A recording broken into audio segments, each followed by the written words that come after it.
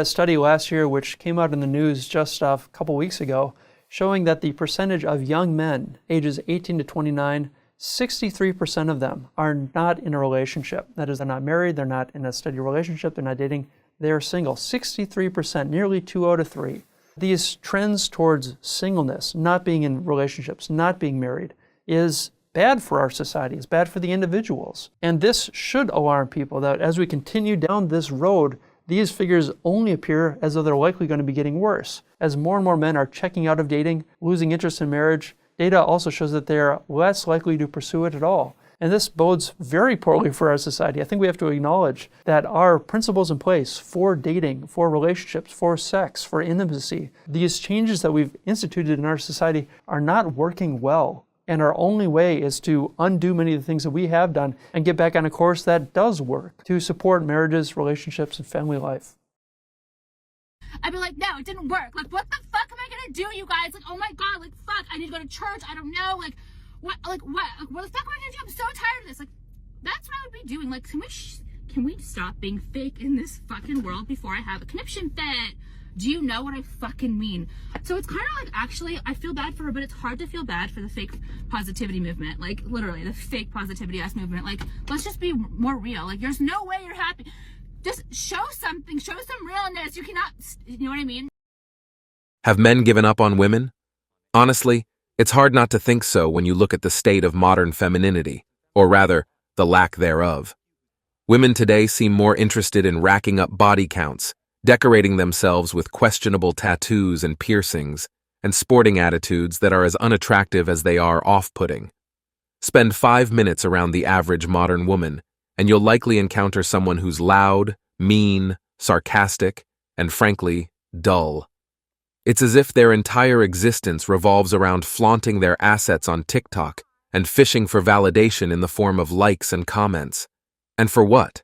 To prop up an ego that's as inflated as it is fragile? Then there's the legal system, a rigged game where women always seem to come out on top, no matter how badly they behave. This isn't just unfair, it's a blatant encouragement of bad behavior.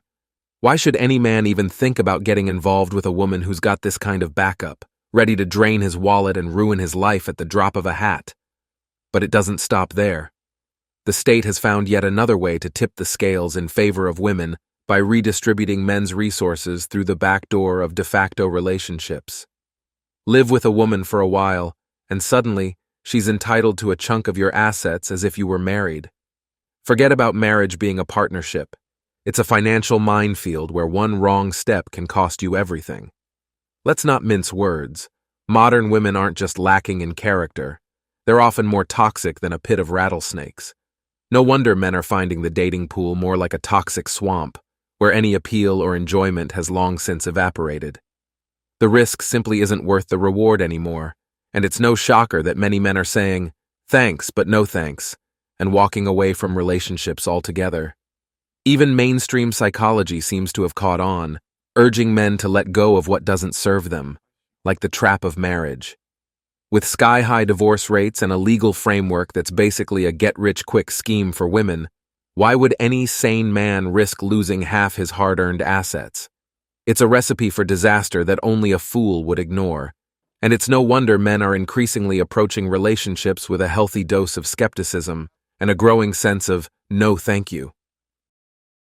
With your sameness and fairness thing, to be honest with you, it kind of sounds to me like you want equality as long as it's benefiting women, but when it's not benefiting women and men can take the brunt of it, you're like, that's cool. Like, I'm fine with that. Yeah, how do you see that? Well, I mean, if we lived in like a properly feminist world, there wouldn't be affirmative action initiatives to put more women in positions of like workplace positions and in academic positions. If we had a truly equal world, women, like I said, would get drafted into the military. Like, I think if feminists want to truly fight for equality, it's like, put your money where your mouth is. But if you only want equality when it's benefiting you, then it's not. You don't actually want equality. You just want a world that benefits women more often. I'm I'm not going to thank my husband for putting a new trash bag into the trash can. I'm not going to thank him for putting his clothes in the hamper. I'm not going to thank him for unloading the dishwasher. I'm not going to thank him for changing a diaper. I'm not going to thank him for cleaning a toilet. I'm not going to thank him for making the bed. I'm not going to thank him for doing any of the things that just come with living in a house. Like, if he would have to do it, if I didn't live here, like if he lived by himself and that was still a required task, I'm not saying thank you. That is just part of existing in a functioning home.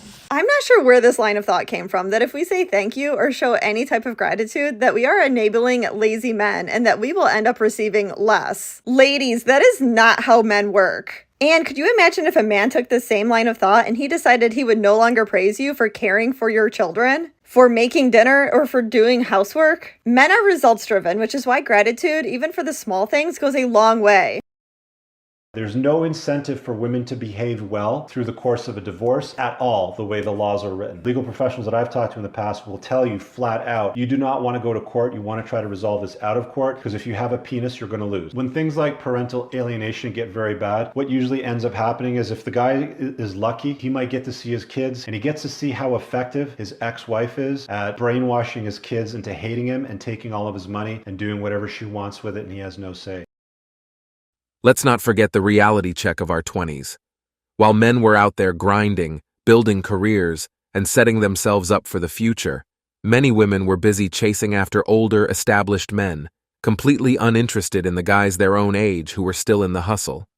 Fast forward to our 30s, and now these same women, who are suddenly interested now that we've got our lives together, are often used up with emotional baggage that nobody wants to deal with.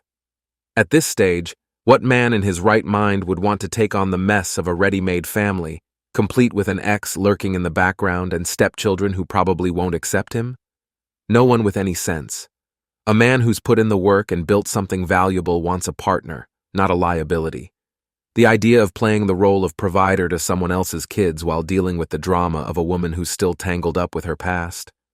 Hard pass. Does that make sense for you as far as like why divorce is inherently more risky for men? I just feel like you're saying because women tend to be the person who initiates a divorce, correct? Yes. That's why it's riskier for men. But why do women tend to end divorces?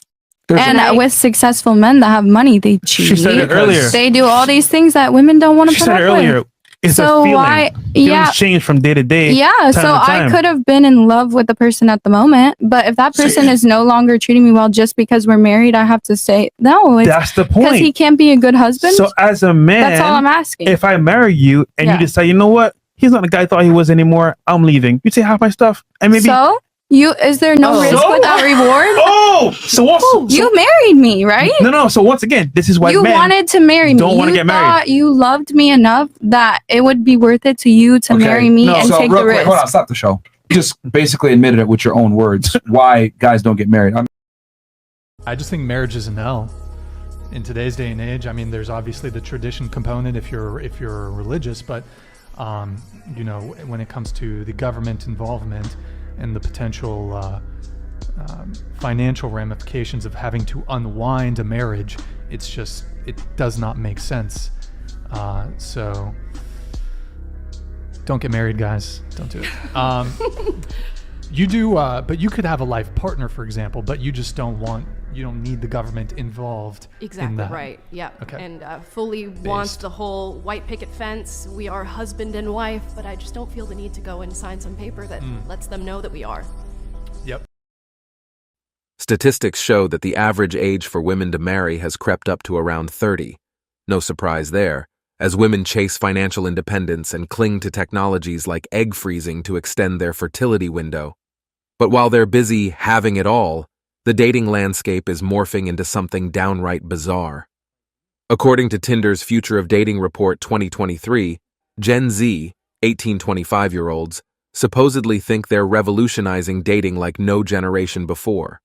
A whopping 69% of these digital natives believe they're setting the gold standard for the future of dating, while more than half of millennials seem to agree that dating is healthier for today's young adults than it ever was for them.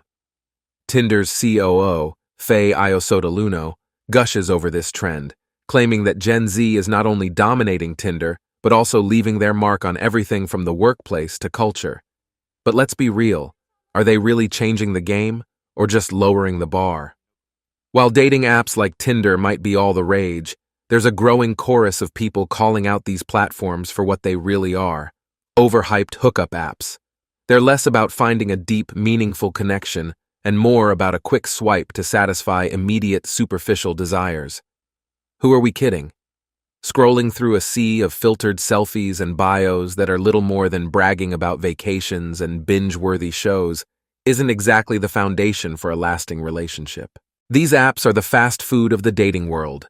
Sure, they're quick, easy, and convenient, but they lack substance. They might fill a temporary void, but they're unlikely to satisfy any real need for connection or understanding. In a world where depth is sacrificed for instant gratification, it's no wonder that some people are craving something more authentic, something you won't find by endlessly swiping right. And that's it for today on Sigma Traits. Make sure you hit that like button, smash that subscribe button, and don't forget to ring that notification bell. Support this channel through membership. You can also support through PayPal, link in the description. Let us know your thoughts in the comments below. See you all tomorrow.